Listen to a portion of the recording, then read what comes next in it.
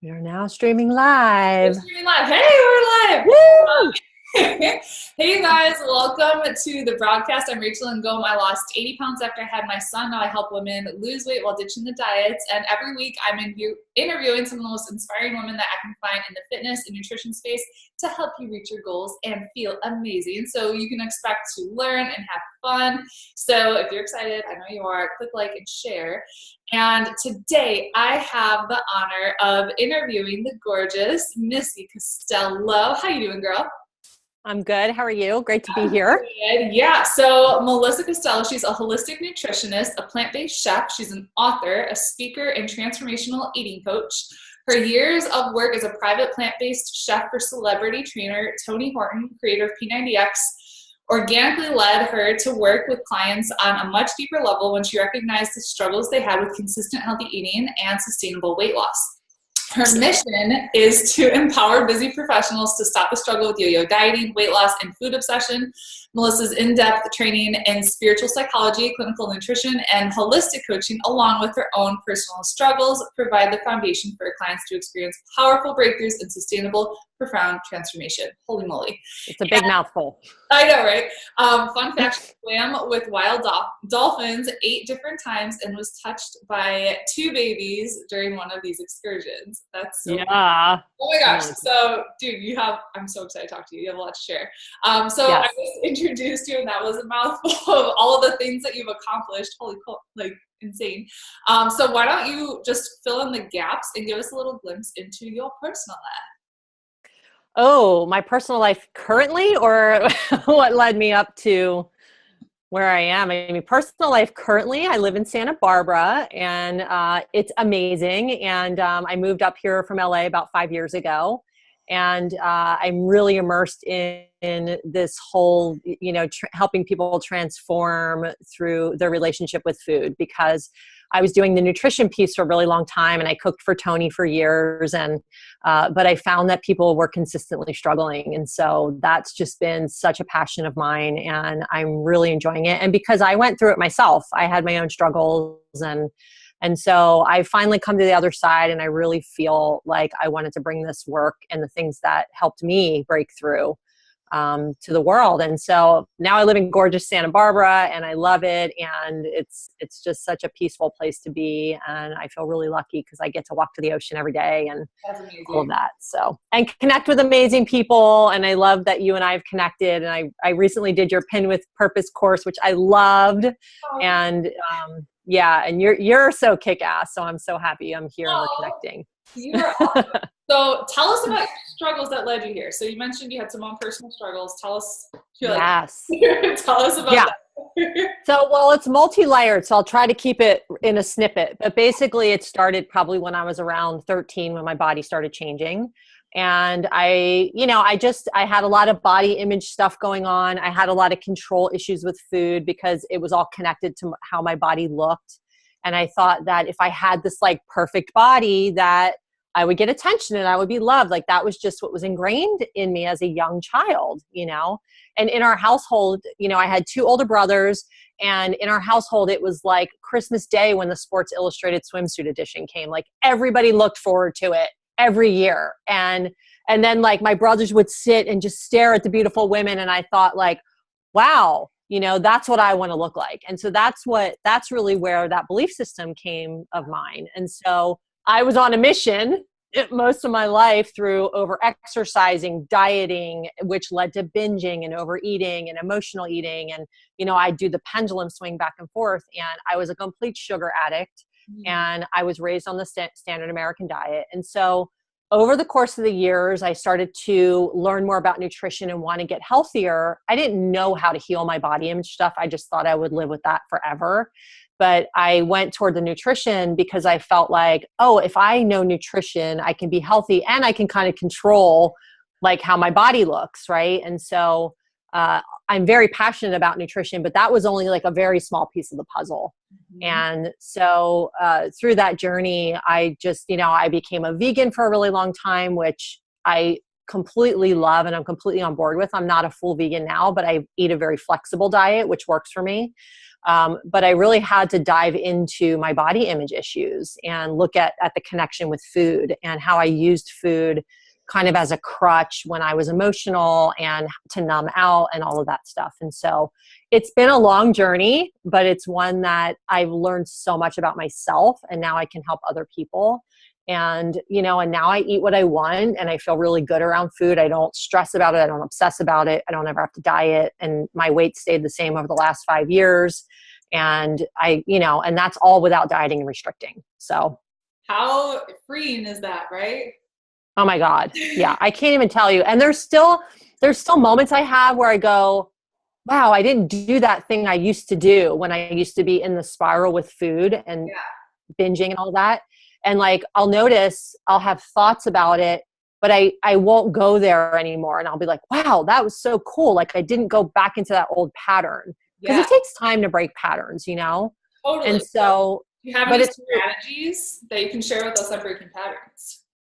Yeah.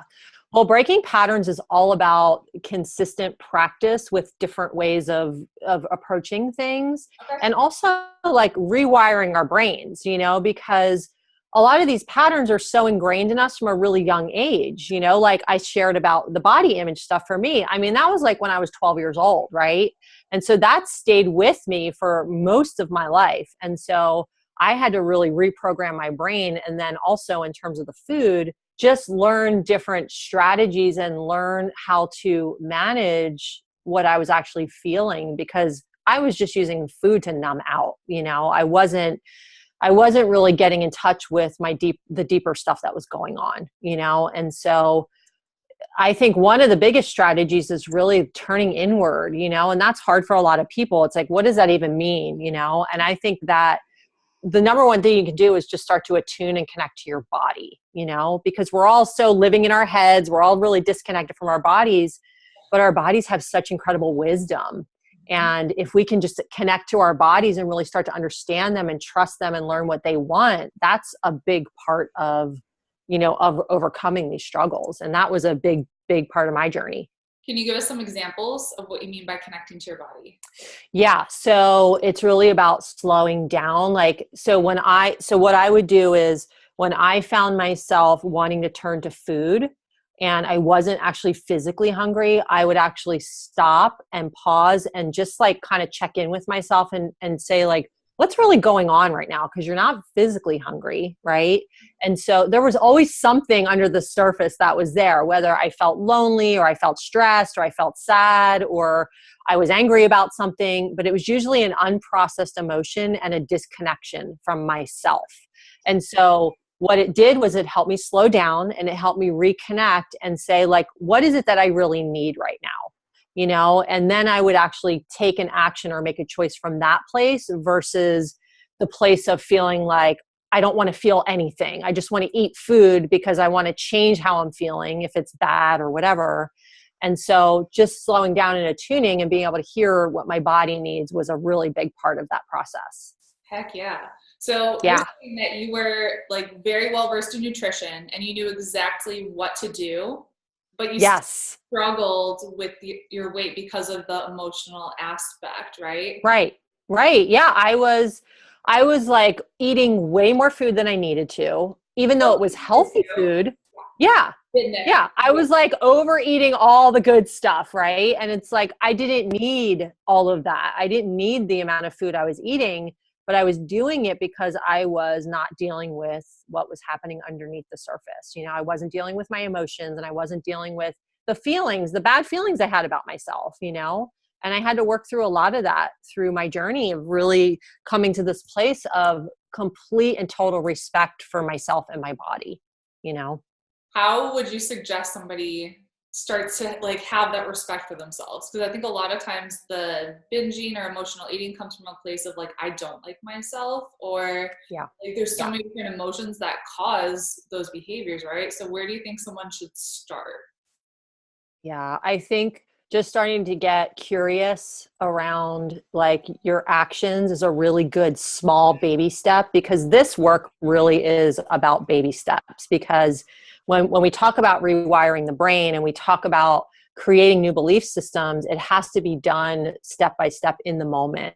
And so I think getting curious is a really good first step. And what I mean by that is start to ask, like, why am I doing what I'm doing? You know, from a place of curiosity, not judgment. Like, we don't want to go into judgment around it. We don't want to be like, oh God, I'm so lame, I'm doing this. Or we want to lean in a way that's curious. It's like, what can I learn about myself? Why am I doing what I'm doing? What's really going on underneath the surface, you know? And that's where that attuning and slowing down comes in. And the more we can, in the moment, make a different choice than we normally do, that's how we start to build the self-trust, the self-respect, and start to really honor ourselves in a different way. So that's like a really good little baby step.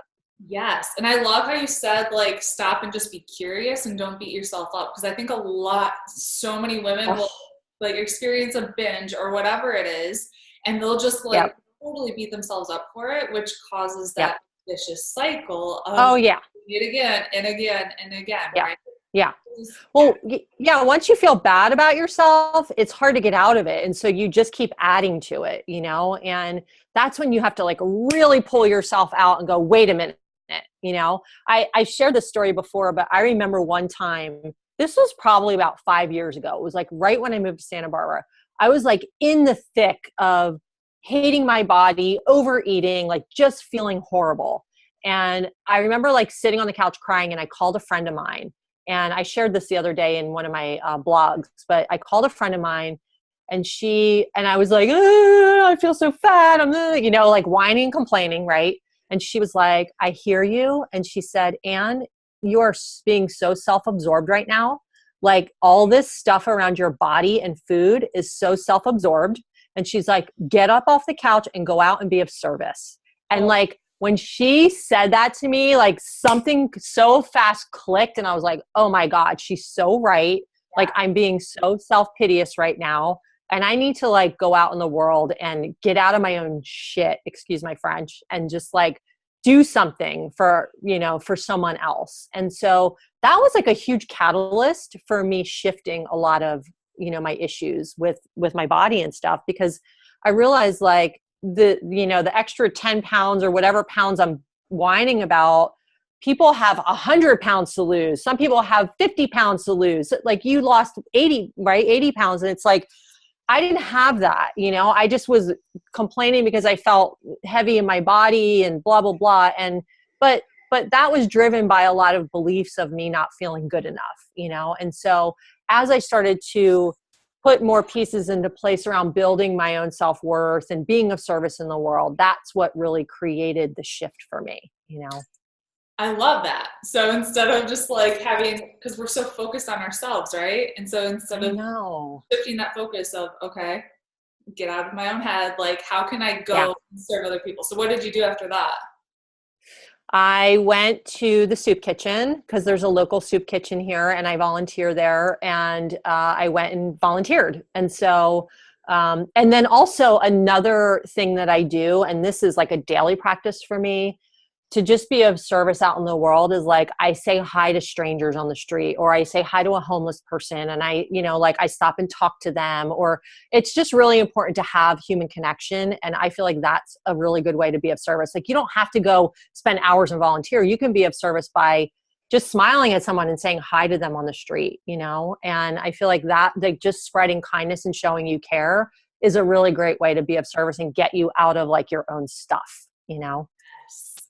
Yeah. So that was like one of the things I did. And then I also was really immersed in working with a coach to help myself heal. You know, I worked with a coach one-on-one, someone who had been through all the eating stuff, all of that. And I was really committed to working through a lot of my belief systems and patterns that led me to that place. What kind of a coach was that? It's similar to what I do. Okay. She was trained in, I'm trained in spiritual psychology, and she was trained in that as well. Okay. And so she did a lot of, it's very holistic. It's the kind of work that I do where it's focused on mental, emotional, spiritual, and physical, because we are very intricate beings, and just focusing on one thing. That's why I transitioned out of nutrition, because I felt like that's only one small piece of the puzzle. And I really wanted to work with people holistically to heal the deeper stuff that was driving the behaviors. So that's the type of work we did together. That is awesome. So when you work with a client now, do you still like Yes. provide meal plans, or how does that even work? No meal I plan. don't. No, but what I do is I actually ask people how they would like to eat. So I want them to actually figure out how they want to eat versus like, here's a meal plan, follow this, because then that often keeps them in like a dieting mindset. And so I work with them to figure out like, well, what's going to feel good for you? Why don't you tell me? Because most of us know what to eat, right? Like we all know what to eat. We know what's healthy. We know what's good for us. But that's not really the issue. We all know what to do, but there's something stopping us from doing that. And so that's the work that most of the work that I do. Totally. Yeah, I have so many women that come to me like, just give me a meal plan or tell me exactly what you eat. If they like want to follow me on my fitness pal or whatever. And I'm like, I'm different than you, and what I like isn't going to be what you like. Right. And you're not going to want to eat breakfast if I do. Like we're so different. And I'm like, you So different. like what I do works for me, but it's probably not going to work for you. Right. Right, right. And that's really what I try to instill in people. It's like you have to figure out what feels best for your body. Like it always goes back to the body because the body has so much innate wisdom. And if we can just slow down and listen, our body's going to always tell us because it wants to be balanced, it wants to be healthy.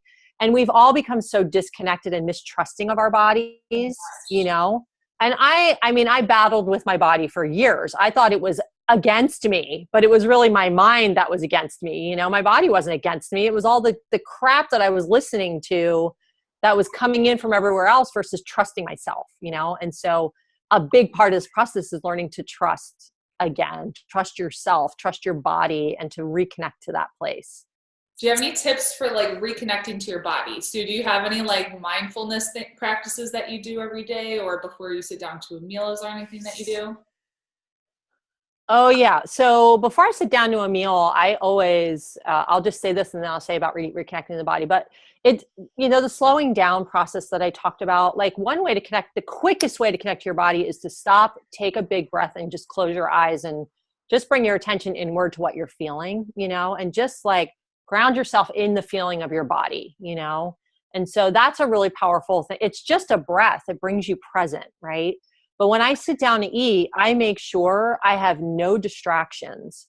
And I actually like, when I sit down to eat, it's my favorite time of the day because it just feels like this really relaxing, and it never used to be this way for me, but it's so relaxing. It's so nourishing. And I just sit and I eat and I enjoy my food. I eat very slowly and I look outside and I watch the birds and, you know, and I just really connect to the experience, right? Because that helps me slow down. I eat a whole heck of a lot less than I used to. And also when we're distracted and eating, if we're sitting in front of the computer eating, like you're eating way more than you need to, Yeah. right? Or in the car. We're taking so much. I know. And it's almost like, did I even eat today? What did I eat? Does that even count? You know, I mean, I can't tell you, it's crazy. Right. Right. And then like you know, I'm definitely not perfect by any means. And there will be times where I'm on a deadline and I'll eat in front of my computer and I'll be like, ew, that just felt gross because I didn't even connect to what I was eating. I don't even feel satisfied at all. Like I still feel empty, even though I am full, I still feel empty in some way. Yep. So like just the process of having the experience of a meal and savoring it and just getting quiet is so, so powerful to attune to the body. So, you know, I lived in France last year, right? Yes. So I mean, like the French do this perfectly. Like they sit down to the meal and you better believe they like savor every little bite. They enjoy the heck out of their food. They drink at least a glass or two of wine with lunch. And it's just like all a part of just like the company and the taste. Like I can't even tell you the bread and the cheese and the like all of it. And it's so good. Yeah. But hardly anyone is overweight there. Like seriously, the people that I see that are overweight are when I took TJ to play at the fast food restaurant. Like that's the only place where I saw people who are actually like overweight in France. And I think a huge part is having that experience and they just slow down. Like it was so rare to see somebody just like grabbing a bite and go like eating on the run or whatever. Like it was part of that experience. Yes. And that's instilled in them culturally from a young age. Like that's just their culture. And so that's why they don't have those issues because they actually enjoy their meal. They're very slow with it. They know when their body's full. They don't have to like, us Americans, we love to overdo everything, right? It's like abundance, like we have to overdo it. And it's like shoveling food down your face and as fast as possible, got to get everything done. We don't even allow ourselves the space and time to enjoy a meal anymore, It's crazy. So short Yeah. story, I lived in Senegal in West Africa, and my dad actually, we were working with an orphanage at the time, and my dad wanted to buy a meal for all the kids there. And so he got like this elaborate meal for them. And then he also got like dessert and stuff. And the kids ate the meal and they were all like, everyone was like, no, we're full. Like, we don't want the dessert and we don't want the cake or whatever it was. And I just remember being totally shocked. And I was like, if we were in America, like everyone would have for like thirds and then for the dessert. And it was like total culture shock for me. I'm like, these kids are turning down the dessert? Like, are you kidding? Yeah, like, what do you mean you don't want it? What are you talking about, right? Because that's so foreign to us. Yeah, like we're just shoveling food it's crazy. I know. Have you read The Slowdown Diet? I have not. That Mark, what's his name, from The Psychology of Eating. Are you familiar with his work? Oh, yeah, of course. I think that's a good book for people to start, like just actually paying attention to your food and slowing down. Do you have any other resources that you would recommend? I mean, I think the resources ourselves, you know what I mean? Like the resources ourselves in terms of just really when you do slow down, there's a lot of information that you get, and so many of us we're so kind of numbed out and there's so much technology and so many things we're doing to actually not have an experience. I was watching, have you ever seen the movie The Big Chill? It's like an old school. Okay. So they made it in 1983 and it's literally like Kevin Kline, Glenn Close, Tom Berenger, like all the big names, right? And they were all young. And so the thing, I watched it the other night because it's such a classic. And they all get together. It's 15 years after college. One of their friends committed suicide, unfortunately, but they all get together for his funeral.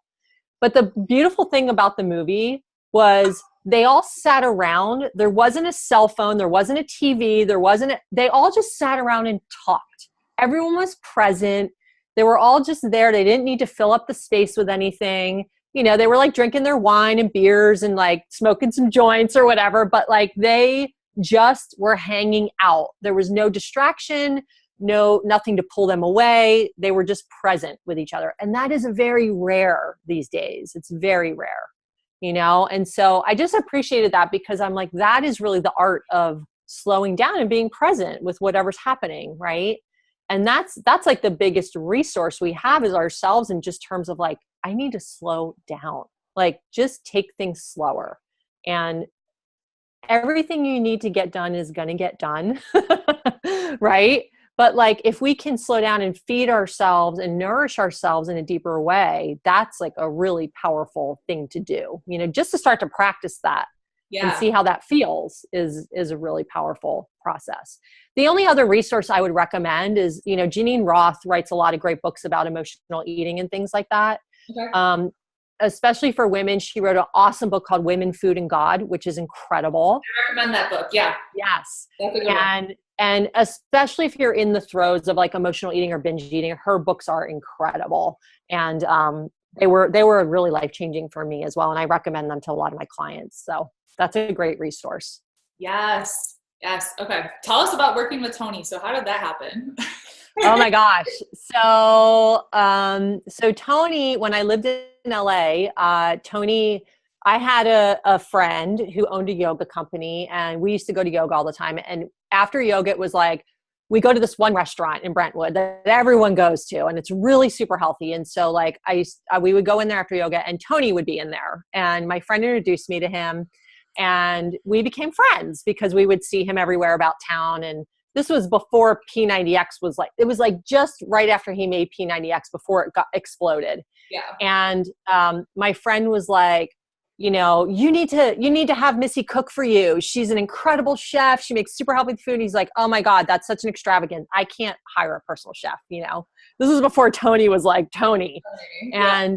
And so we just stayed friends. And then I would go work out at his home gym and that stuff. And then one night he was having a dinner party and he was like, okay, I'm having a dinner party and I'd like you to provide the food. And I was like, great. So I provided the food. It was like 10 or 12 people. And he loved the food and he hired me that night. He was like, you're hired. Like, I want you to cook for me every week. And I was like, awesome. So, I was like just starting my business at that time. And he was literally my first client. And then it grew from there because I got clients from him and just Beachbody and all that stuff. And so I have to say, he is one of my most favorite human beings on the planet. Like he's so incredible and he's so real and supportive and and I know he's going through a lot of health stuff right now. I'm sure people are very aware of that. He's been sharing that, but he is just such an incredible and inspiring human being. And I mean, we all have our stuff, right? And people can be jerks at times, and he's a human too. And but the thing about Tony is he's always willing to see his flaws and to apologize and to move forward. And, and he helps his friends so much. I've never seen anyone be so generous. And he's helped me out in tough times, and he's been there for me to support me. And it's just, I just love him. And I really miss him. I mean, I don't really see him that much anymore, but we're still very connected. And, but you're coming back in. There you are. We lost you. I have no idea what happened. Yeah. All of a sudden you froze up and I was like, it disappeared. And I was like, oh crap. I know. And you froze up on me. I was like, oh no. I hope it wasn't a bad freezing face. That could be embarrassing. No, it was actually a good frozen face. You were like smiling. Okay, it was super cute. Okay. If you could go back and give yourself just one piece of advice, like let's say either like the 13-year-old you or the 20-year-old you when you were struggling with your fitness, your nutrition, and all of that, what would you say to yourself back then? Be nicer to yourself. Mm-hmm. Be nicer. I was so mean to myself. So mean. Like I was my own worst critic. I was constantly, nothing was ever good enough. Like I just was always beating myself up for nothing I ever did was good enough. I had to always strive for more. I had to, always look a certain way. And it's like, God, just be more gentle and kind to yourself. It was brutal. And so now I've gotten to that place, and it's not to say I don't have those voices sometimes, because I do, but now when I hear them, I'm like, oh my God, that's so mean. How can you say that to yourself? Because it's so conditioned. Yeah. And I immediately stop it and redirect it, and that's what I've learned through my healing, is that I can redirect those thoughts into something more loving and positive, I say, like, if you wouldn't say it to like your best friend or, someone you see on the street, why would you say it to yourself? Right. I know, but, and sadly we are programmed and we're conditioned that way. Mostly everybody, Yeah. And we have to, what's that? Do you do anything to like protect yourself from like the media and all just like the noise that's out there saying like, you're not good enough, or you need to be like this, or you need to be a certain way? Yeah, I stopped listening. When I was healing all my food stuff, I got off of every list. I got off of all the nutritionist lists. I got off of all of that stuff so that I could focus on my own healing. I don't watch the news because I just feel like the negativity feeds the negativity. So if I start to watch it and I feel negative, it just feeds it. And so that's why going out in the world every day and being of service by smiling at someone and doing something in your backyard is so powerful, because that's really where it starts. Right. And so, yeah, I definitely don't really engage with a lot of the toxicity, and I'm not ignoring it, but I'm choosing to, be more positive and spread more positivity versus the negativity. 'Cause there's so much negativity out there. It's so much. And if you're not intentional about staying away right. it's going to follow you everywhere. Like even totally. As a Facebook newsfeed or the news, like I don't watch the news. Yeah. Like when and I limit my social media usage too. Like I don't go on Facebook nearly. It's mostly just to do my posting in the morning and the afternoon. And then I really limit how much time I spend on social media. I took the Facebook app off my phone. Like I don't want to even have a reason for it to be there. I want to just be out in life enjoying and not get all wrapped up in stuff. I mean, it's a great platform to learn and to, all of that. And you just have to be really mindful about how you use it, Mm-hmm. Totally. Do you do any like meditation? I do. I have a morning ritual. So every morning I journal and I meditate, and then I read something from whatever book I have going at that time. It's usually, I'm always working on expanding my mind. That's really important to me. And that's one of the ways that we grow. We have to constantly keep expanding our minds. And so whatever book I'm reading, I will read out of that for a little bit. Then I'll journal and meditate in the morning. And in the evening, I try to have a wind down ritual too, where I, just reflect on my day, what I'm grateful for, and how I'm going to move into the next day, and just be really intentional about that. But having rituals is so important, because I feel like that's where a lot of that connection comes from, the self-connection comes from, and we get to choose how we want to show up in the world, and like, it's not like we get to choose how we want to live our lives in a lot of ways. And so like the more intentional we are, the more we're going to be met with that, and it's not to say that bad things won't happen, because they will. But I think when that stuff happens, you'll be more flexible with it, versus very strict around it. Yes. I love that you said you have a morning routine, because I do too. And it like changed my life when I started waking up like a half an hour to an hour earlier. Because otherwise it's like my 4-year-old, he was younger then, but he would like run and peel my eyes open. And that's how I'd like start the day, like literally. Right. And I'm like, just waking up a half an hour before him. It's not perfect every day. Sometimes he would wake up before me, but most days, and just having like quiet time, like coffee and meditation and reading my book and like prayer, it like changed everything. That it's so important. It's so important, because then it also sets you up physically. Like it helps your parasympathetic nervous system just, kick in, versus like you're like putting your nervous system on fire, which is how most of us are running through the day. And then we end up burnt out and exhausted, so it's a really powerful, totally. Yeah. Managing stress is, it's so important in today's day and age. All right. Give us 3 tips to manage stress. Cause I know a lot of the people who follow me, like they're moms and they got little kids and they're like a bazillion responsibilities and they're stressed out. What are some you think that they could do to manage their stress? So I love what you said about get up a little bit earlier. You know what I mean? You have to move your body in some way, even if it's for 20 minutes, And I think the other thing is doing something for yourself. Like, even if you have children, find someone to watch them, get your husband, like you have to do something for yourself that is nourishing and nurturing, whether it's like go for a walk alone or, talk to a friend, but find a window where you can, take some space for yourself, and not just to exercise. I'm talking like deep nourishing connection. Yep. You know what I mean? Where it's like, you are just bringing everything down and just being in a calm space so that you can really tune into what you need, Mm-hmm. And one more thing in terms of just time management, something that I do that's, I don't have kids, but I can't even imagine with kids, but I work with a lot of people who have children, and I tell them, set your top 3 priorities for the day and then let everything else go. I call it the 3 big rocks. And I'm sure people have heard this, but like, what are your top 3 priorities? And then let the rest go, because it doesn't matter. As long as you get those 3 things done that feel like your biggest things that you need to get done, then you can feel good about your day, and you don't have to stress about, and you can leave the laundry. Who gives a crap? It's like so many women think they have to look perfect and have a perfect life and be a perfect mom. And it's like, no, that's not gonna help you feel relaxed in your life. Right. It's going to put so much pressure on you. So leave the laundry. Yeah. Who cares? Or leave dishes in the sink if you need to, or whatever. It's like, you don't have to have everything perfect all the time. Yeah. Right? So you talked about moving your body. What's your fitness routine like these days? Not as punishing as it once was, I'm assuming. No, I am a beach volleyball player. I am obsessed with it. I know you played volleyball in college, right? I did. Oh, I miss it. Beach volleyball is so fun. Oh my gosh. So I play beach volleyball 4 days a week.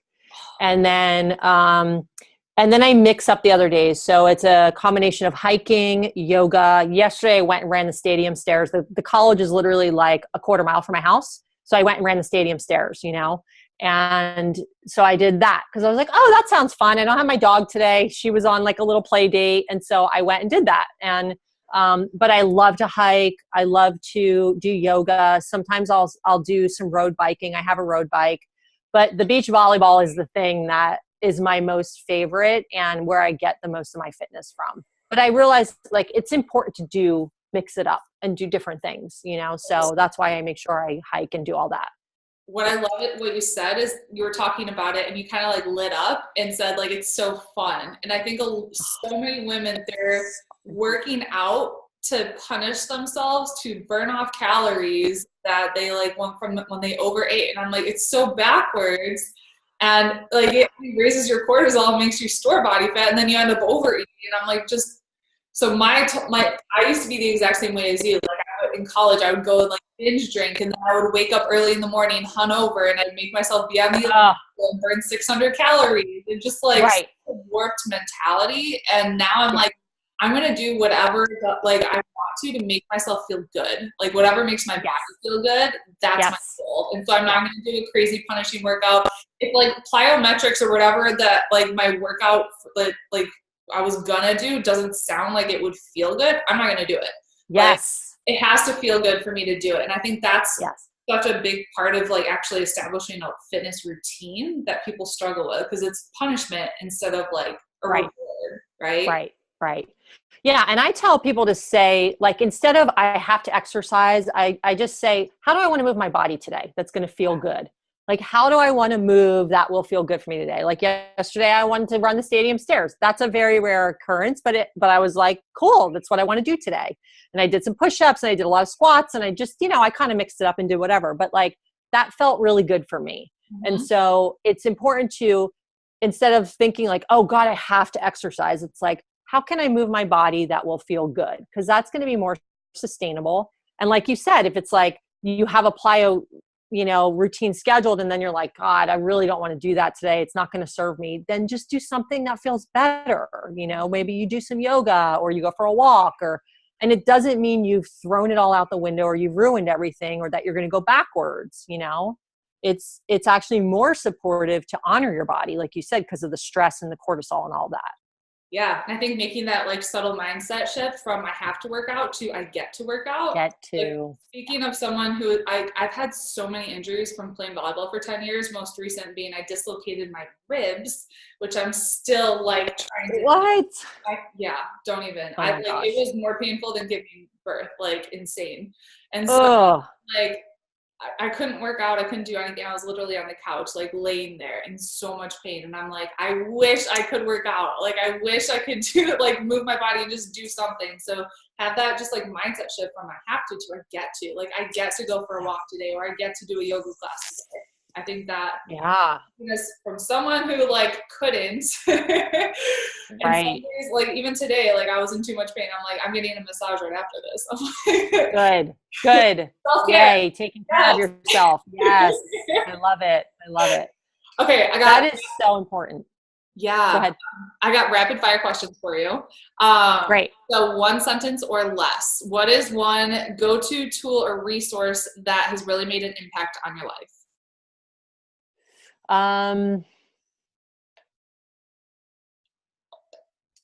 It's what I said earlier. It's the pause, like slowing down. I call it practice the pause. Mm-hmm. That has been, I just did a whole video on this, but that has been the most powerful tool for me, because it really helps me reconnect to myself and understand what I need in that moment, because if I don't do that, that's when I get really just like amped up, and then I'm not taking care of myself. I'm making choices that don't feel good, and so by pausing and checking in, then I can make an informed choice from there around what I want to do next, and it literally takes a minute, not even, it's like 30 seconds, it's not this long drawn out thing, so that's been a really, really powerful thing. And then in terms of my eating, sitting down and eating without distraction has hands down been the most like supportive thing in terms of keeping my weight where it is. So just sustaining my weight, because I don't overeat, and I'm always just checking in with when I'm hungry or not, and when I'm full. So those two things I know that was more than one sentence. I'm sorry about that. Wait a minute. One sentence.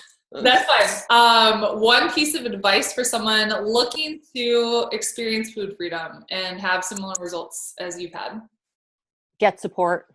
Mm-hmm. Get support, because I tried for so long to do it alone. And I was like, I can do this. I can do this. I can overcome this. I couldn't do it alone.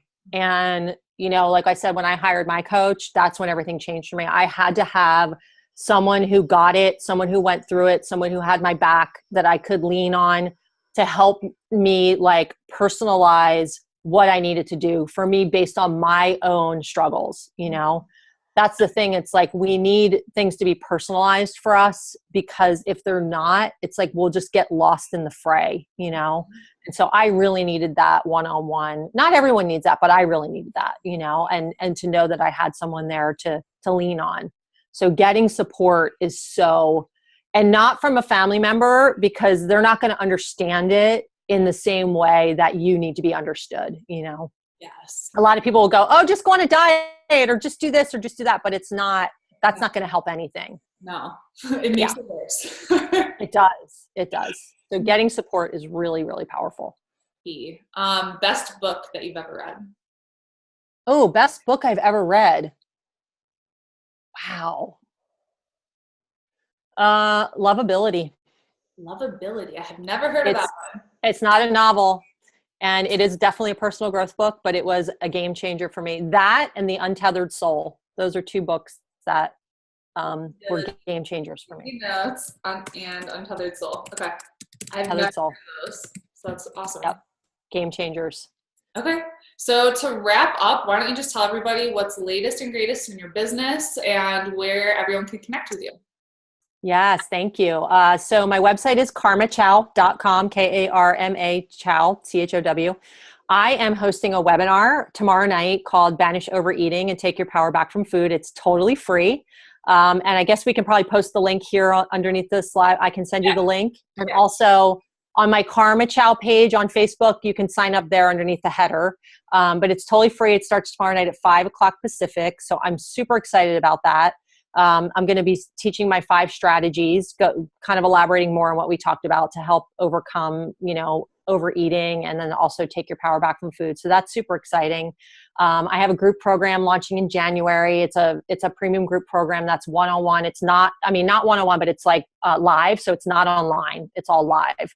And so I'm super excited about that. And I run my holiday challenge in December, the Balanced and Blissed Holiday Challenge. It's all about balance and joy over the holidays versus like going on another diet, overeating, all of that stuff that happens at the holidays. It's like, how can you stay balanced and blissed out over the holidays? So those are some awesome things coming up. And, I always do live trainings on my Facebook, just like you do on Friday afternoons at 1. So, my Facebook page is Karma Chow. And I also have a group called the Food Freedom Breakthrough Group. So I know you have a food freedom thing going on too. So it's so funny. We all want food freedom. So my Food Freedom Breakthrough Group is another place that I do a lot of live trainings and interact with people there. So cool. Anything else you want to add? Anything else you think people should know? I think that building self-trust and listening to your inner wisdom is going to be the smartest thing you can do on this journey. Like, it is great to learn from other people. We always want to be learning. And I think that it's important to be flexible, like I was so strict about so many things for so long, and it created so much suffering. Even my veganism, I have to be vegan, and now I'm like, I just want to be flexible and feed my body the way it needs to be fed. Right?